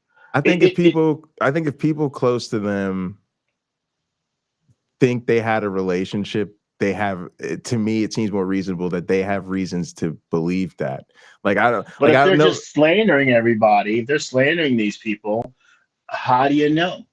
If they're making assumptions, how do you know? Because it'd be a lot. It'd be a conspiracy. It'd be a lot of people agreeing to lie on people. It would be. I'm not saying it's not possible, but that's what it would be. That's why these situations are. They're tough because this is it's not a court of law. So I'll tell you why I'm so defensive. I'll tell you why I'm so defensive. Yeah, people will wonder. I worked for a company. I worked for a company where two different women accused me of sexual harassment, and one was my assistant. There's no way. So these claims, like I spoke about my mentor earlier today. I was working for her at the time. The claims just kept escalating up the chain because people were like, "There's no way he sexually harassed either of you. There's no way." Well, these women got listened to, and I got called into offices, and I had to explain myself. And then what happened later? The first one, who was my assistant, she quit, and she admitted that she lied. She made it up. The second person then admitted that she lied. I'm like, you should have fired her. I said, think of who pays the price. Me. Right? For other people being dishonest. Sure. And now I'm sorry for the second one. If I didn't return her affections or want her, to want to go out on dates with her, I had no interest in her. Right? But in her mind, I had been awful. I'm like, I said to the people, I said, she has 4 other people in the room that will corroborate what I'm saying. She doesn't have anybody in the room that'll corroborate what she's saying. Right. But later she had the courage to admit she lied. So that's interesting. That's I mean, I understand where you're coming from. you know, people get accused of things that they haven't done. What's interesting though Yes, they do. is this would be like if y'all coworkers were saying that you did it, right? Because they were all like, nah, he didn't do it. Like this is just, that's what I'm saying. It's tough. Granted, I don't want to see anybody's video of that stuff. That's not who I am. I don't want to see anybody's video of that stuff. But a judge should. Right, the jurors should review that. I don't in think part so. or in I don't think so. if it exists. But it's not. It's unfair to just go on the rumor. It's unfair. No, to it's not simply it's not just a rumor. I think part of it has to be part of it is evidence to the best of what's reasonable, right? Like, the only reason I'm saying you don't go to a video is because that just creates a situation where it's like video if it didn't happen. So, you know, if you don't, you know, you might not have cameras at your home, but these right? people are saying but if there is video. Hang on These a second. accusers. Go ahead. But you might not have cameras at your home, but if somebody breaks into your house, you might have a busted lock, busted windows, right? People are saying, like, so if you have people saying this happened to me, they did this to me, and then you have other people saying, oh yeah, I was around and definitely thought something weird was going on. Yeah, I've seen weird stuff too. Again, we're not gonna know. I'm just saying I wouldn't be comfortable making video the standard, because that a lot of people will just be victimized and not have video evidence of it. And I recognize that. But look, I'm talking about P Diddy and TD Jakes. I'm not talking about some other instance. Yeah, I think I'm P. basing Diddy's what done. I'm saying. I'm Yeah. basing what I'm saying on what these people who are accusing them are saying. Yeah. Right? They're third parties just like us. They weren't there either. Right? The first video presenter, and then the comedy guy in the road, he's not there either. If you have videos of people who say they were there, that changes things. The people who say they were there and they talk about what they did see, that's a different standard than like us. We're sitting in our armchairs, right? Talking about this. Yeah. The standard is not the same. So just the like video the people who I were have interviewing tomorrow me is somebody saying they were there for something. Hold on. Go ahead. The people that were interviewing me, the standard is it's my word against theirs. Right? If they're witnesses, and I'm demanding, I'm like, okay, well, so I was naming people who were in the room for the second person. These people were in the room. Right. They will know. They work with her. When I go there, I interact with all of them, not just her. But I think in a sense we're getting that, because we're getting this stuff as a result of people who are testifying as part of these proceedings that are going on with Puff Daddy, right? So most of this is actually stuff that comes out about P. Diddy.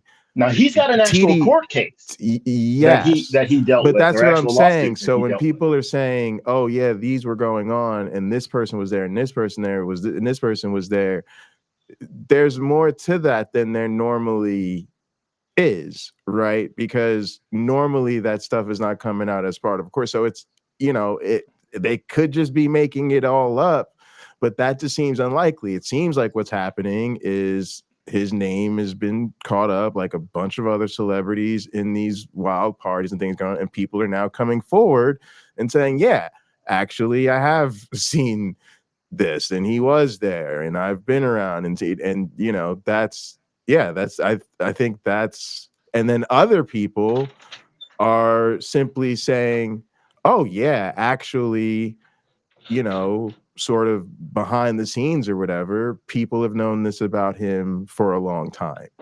Maybe not necessarily that he was with Puff Daddy doing whatever, because they were probably people closer connected to, say, his ministry or his personal life, you know, around like wherever he lives or whatever. So, but they might have, for instance, been aware of the fact that his wife knew, you know, that he did stuff and was on board with it. I mean, that's that type, because again, that's what I think a lot of our community deals with, is these sort of open secrets, I call them, right? Like they're things that everybody knows, but you just deal with.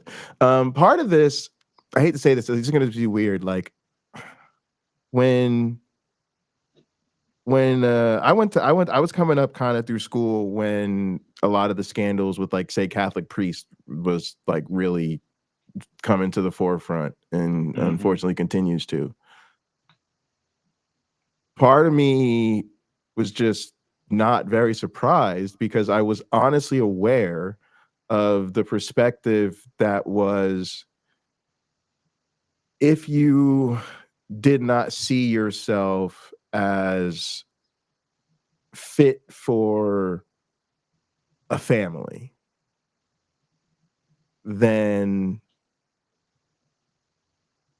that could be an indication that God is calling you to vocation. And so basically it was sort of the wink, wink, nudge, nudge. Hey, if you're not straight, then you ought to consider being a priest. So when all of a sudden it comes out, you know, priests are systematically abusing little boys, we're all like, I wonder what could have been the Kickstarter to that program.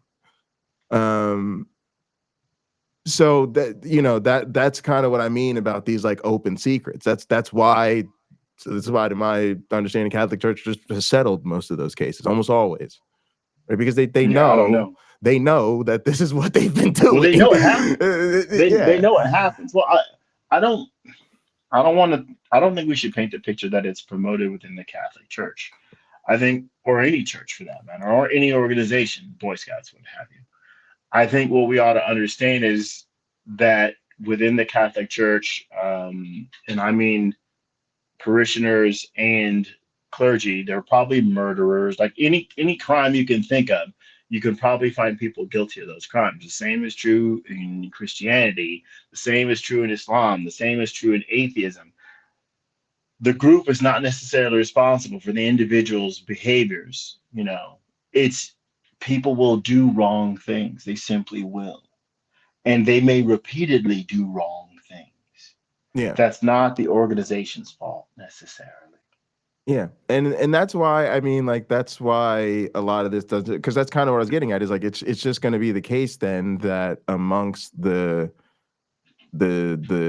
you know, leading religious figures, you know, a lot of them are going to be, you know, they're going to be different. And if they also then are celebrities and uber rich and all this other type of stuff, they then have access to, you know, that type of climate, that type of opportunity.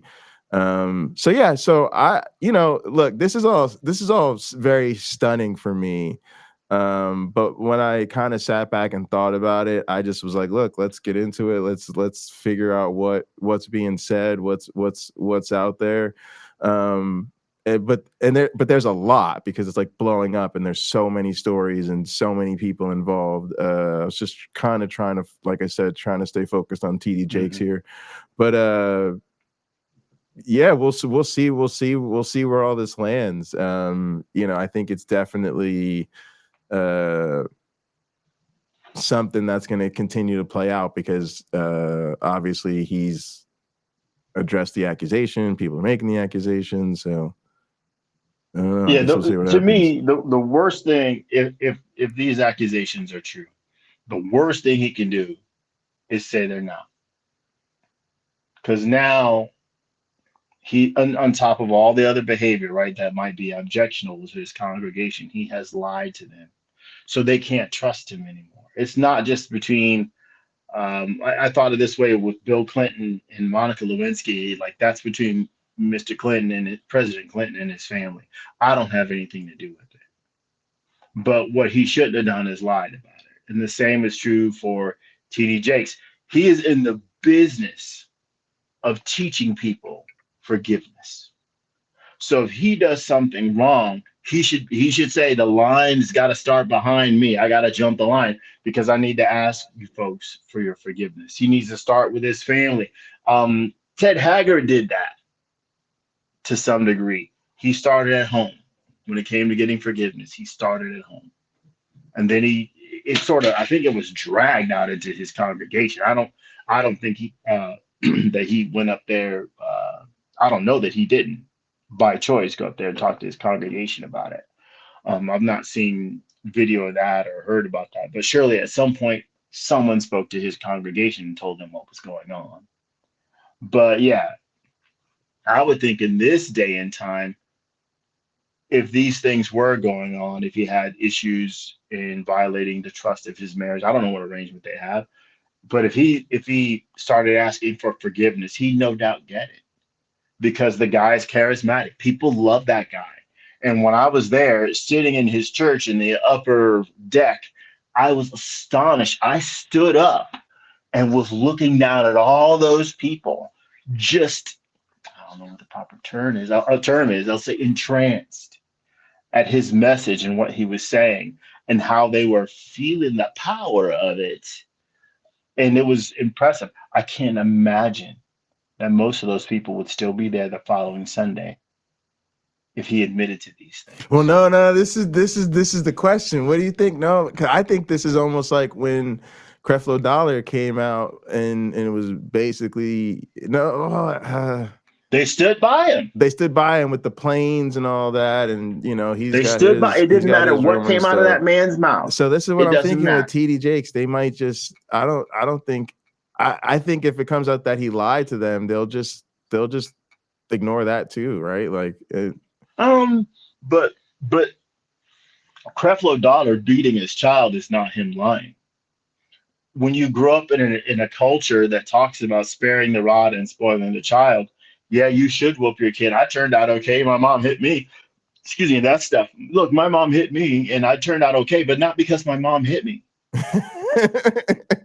That's not why I turned out okay.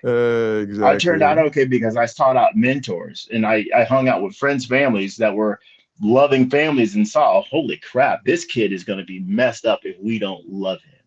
I mean, that's what I'm saying. So in a sense, this is ordinary. He's just a pastor.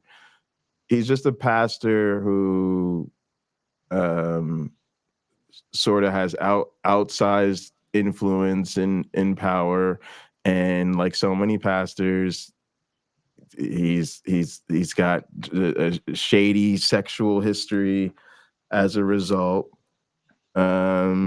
And they also understand that the culture is very homophobic. And so they'll, you could see a lot of people looking the other way on that and just, continuing to support him. They just want to believe. But this is the type of thing. To me, the shame should be on him for not having the courage. That's what's different about me. I think given the clear hypocrisy he's shown on them, I wouldn't expect him to have the courage to say it was true if it's true. I would expect it to be squeezed out of him, which is exactly what might happen. But for, say, his congregants and his supporters, you would hope that it's a bigger reflection on, like buying into this. What does it mean to follow people who clearly don't believe what they say? And is it time to stop following and thinking that we're getting these amazing messages from these chosen men and stuff like this? But I don't think they will. I think they'll just, like, in other words, they always tell us that their bigotry is because of their religion.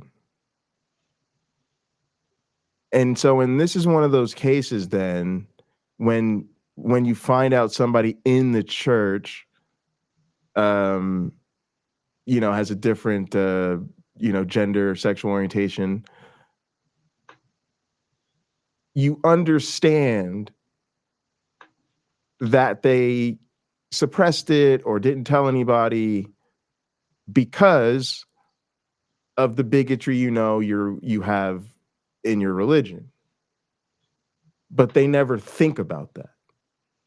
They never stop to basically ask, are we the bad guys if this is, the situation we have? And it's just an example of how regressive they are. They still live in a world where, gay men should do whatever they're going to do on the side, and then they should play it straight. To do their responsibilities or whatever, and it's just archaic. But yeah, that's sort of what I would want people to take away from all this. I think I go back to Gary Habermas, probably one of the most powerful things I've ever heard said in public. He said in the debate against Ken Humphreys, thank you. He said, it is difficult for a man to live up to his own philosophy. Those are brilliant words. And I think for people like the TD Jakeses of the world and the P Diddys of the world, you can say, my wife really wants me to eat this pork that she made. I'll eat it. I'll tell you what I thought of it. We're broadcasting. I think, and for us, right here on Hot Program, our viewers and all that stuff, it's important to realize that can be true.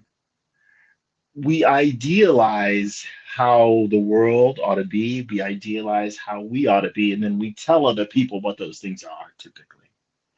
And then when the moment of truth comes that tries us to see if we can stick to our principles, sometimes we fail. And I think we have to keep that in mind. If, like in American society, a lot of societies, people who were gay had to hide. I don't know that most of them do anymore, but some still do, right? The young person growing up in their parents' household who have heard their parents speak endlessly, bashing gay people, they can't be who they are at home. And that ought to be the easiest place for any of us to be who we are, at home. Well, for me, that is the sort of big picture thing that bothers me about a lot of this. Because when you have these sort of people that in today's climate won't come forward and they keep their identity secret, that's just got to be hard.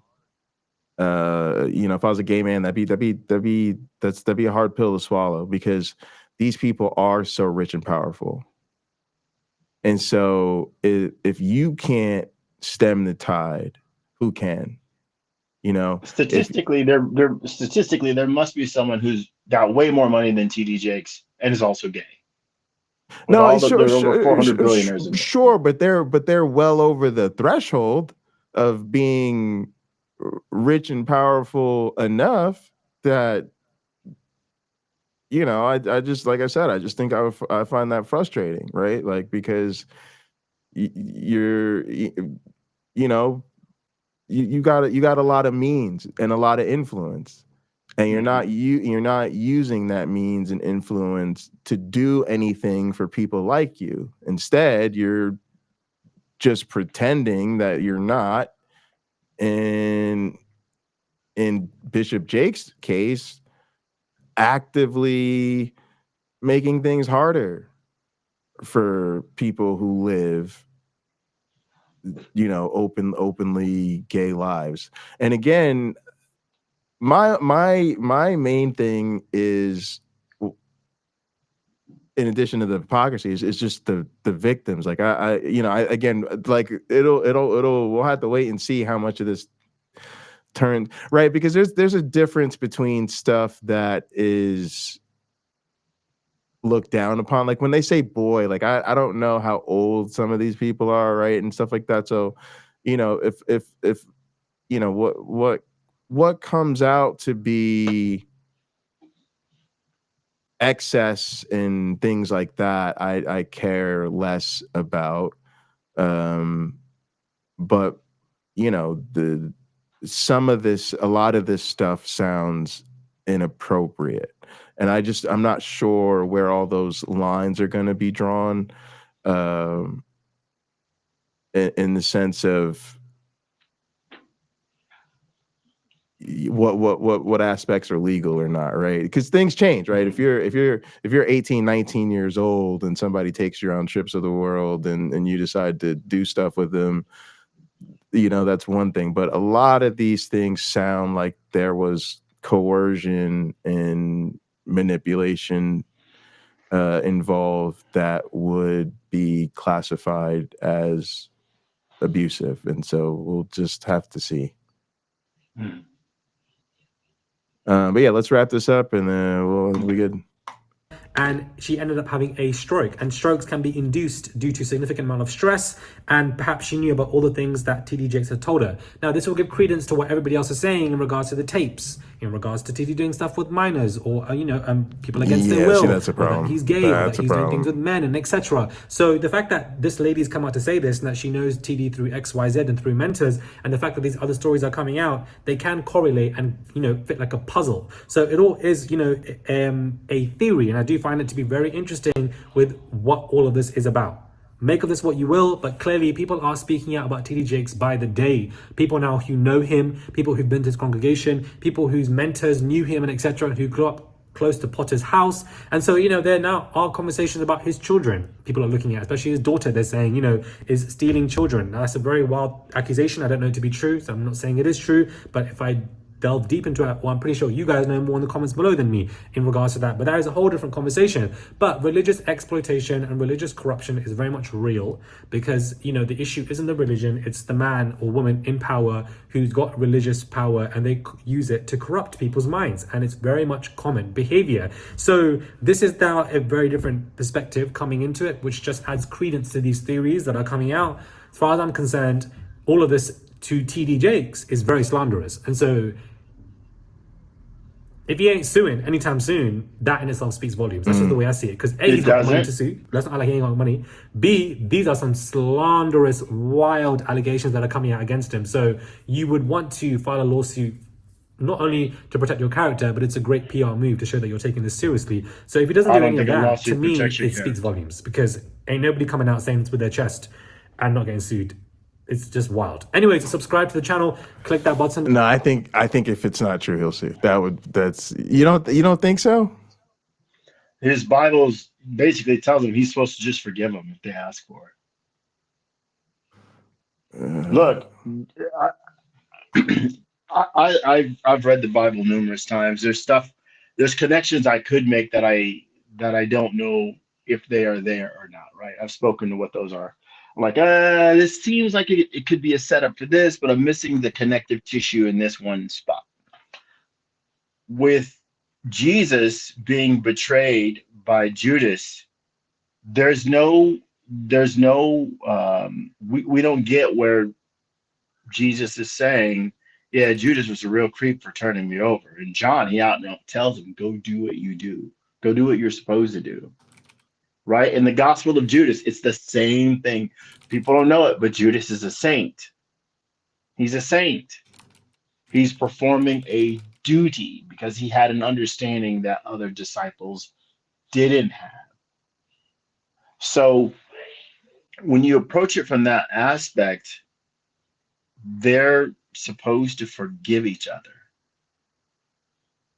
I don't know that there are things that have been done to me. Somebody does not need to ask me my forgiveness because I've probably stood where they're standing, so I get it. And now I'm on the opposite side, and I'm not the one doing wrong, somebody else is, but I understand that person needs me not to treat them. There's something I've often said, I forgive you, and I want you to treat yourself that way. And I've seen how liberating that can be for people when I say, and I want you to treat yourself that way. Because rather than dealing with me, if they have to, going forward with the guilt, right? Where they're walking on eggshells the entire time. They simply know, look, this isn't someone I even want to betray. Yeah, but I don't. And, I don't.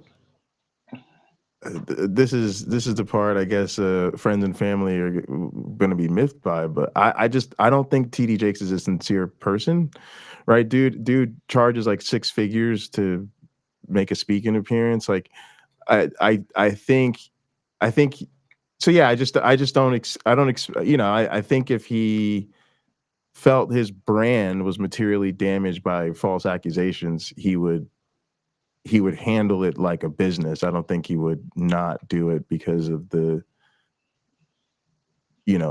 scripture says he should forgive. But to me, that is a good excuse to if it's true, to as a reason why you don't, sue them for slander. The thing I was thinking is I think a lot of his congregation may know already, or may have heard rumors or have their suspicions and already decided to stay with him. It'll be interesting. yeah, we'll see what bears out, I guess, in time. But by the way, YouTube Punk wrote Saint Mope. If you would like to have AI generate the stained glass window with my image in it, here's your screenshot.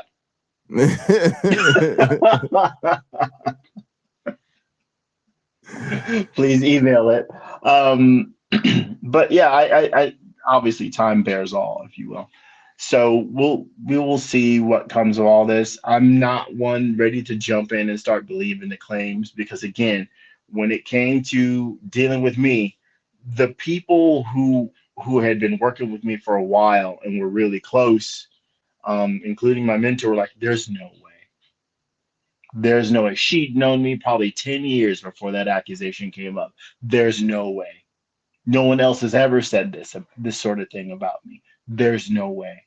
And it's not like I was drunk with power, because I was a supervisor at that company. I was not drunk with power, thinking I could force these women to do what I want.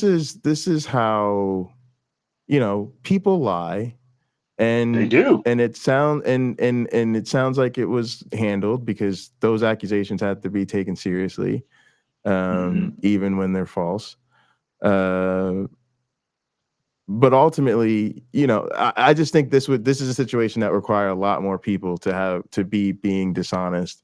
And there seems to be a there. There seems to be a lot with a lot of these other celebrities. So, he's at best got a lot of explaining to do about being in the wrong place at the wrong time. But again, there's really explicit accusations of behavior from him. So, it's, again, I'm not saying people don't make stuff up, but this would be a lot of people making up very, very serious allegations. So. Well, he may have indeed been there to bless the food. It could have been that simple. As that guy joked, he wasn't there for that. It could have been that simple that he was. And other people are making it seem like he wasn't. Could be. I know you have your opinion already, Pocket Locker. I start at I don't know, but I also I don't discredit the claims of people who are saying they were there and that this is what happened. We believe people, and also reserve want to see how the process plays out. But that's what I mean, and I think that's the situation that everybody's in. We want to believe people are acting in good faith, right? Because that's what I'm saying. This isn't like one person making an accusation. This is a lot of people saying that they're coming forward and speaking to this. So it could be a whole Cosby situation we have on our hands here. Yeah, I didn't want to believe Cosby did wrong either. And yet I know people who, I know some people who, I know a person, I guess I should say, that had direct knowledge that it was going on. Direct knowledge. Yeah. So, you know, but I didn't want to believe it, but it's true. Yeah. Well, Chris Moore, I'm way past the wall. I'm way past the wall on religion. Can't go back even if I wanted to. Chris, I'm the same way. Yep. I have to say, I sit in the comfy, sweet embrace of atheism, looking over, not down, at the religious, knowing to some degree what they're feeling, what they're going through, and how it might have a grip on them that they don't want to let go. They're embracing it too. Absolutely. All right, gang. Don't forget, tomorrow from 10 p.m. to midnight Eastern, I'll be doing my portion of the 2023 Christmas marathon. Also, early January, me and Rob are going to start streaming our class, so stay tuned for that. I'd love to have some of you guys participate. That'll be Monday and Wednesday mornings, but I think you'll be able to watch the streams afterwards too. But yeah, we'll chat more about that. We are hanging out in the holiday dining area and gather. So there's a link in the description. It says link up with the gang. Go ahead and click that, and that's how you get in to gather. All right, so come hang out if you want. You can support the channel through Ko-Fi. There's a link in the description. Otherwise, do all the YouTube stuff, like the video, subscribe to the channels, leave us a comment if you're watching later. Give us your closing thoughts, my one black friend. Happy belated Hanukkah. Happy belated Hanukkah. Happy Kwanzaa. Yeah, Merry Christmas. Happy belated solstice. I don't know. There's a lot going on this time of year. I don't know. And yeah, register to vote if you're not registered to vote, and get informed. Don't vote for somebody you're not informed about. And I also guess don't vote for Donald. Don't vote for Donald Trump. Yeah, I will not, because that would make Donald Trump. Yes, that makes you a bad person. I'll be voting. It doesn't make you a bad person. I'll be voting against Donald Trump. I'll say I wish we had better people that wanted to represent us in the office of president that were popular enough to actually win. At this time, we do not. Yeah. We do not. Yeah. I don't know that either one is the best choice. Which again, it's one of those things that makes me want to run more for public office. We'll see. I could use your $5 or whatever you had to give. I could use that. Even though I'm pretty sure to get at a state level, I don't need anybody's help other than getting on the ballot. Then I'm golden once that happens. That's nice. I almost want to try for just that. Like, I told you, I don't need all that stuff. But yeah, I want everybody to have a happy holiday season. I know this time of year can be quite depressing for many people, and there are people who love you, and phone them up, see how they're doing, because they might need to talk to you more than you thought you needed to talk to someone. And you might be someone who inadvertently rescues somebody else from their sadness. And yes. I hope you can cheerfully do so.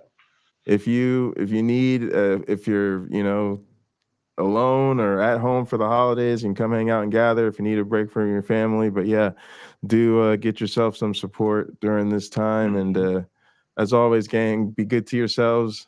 And each other. All right.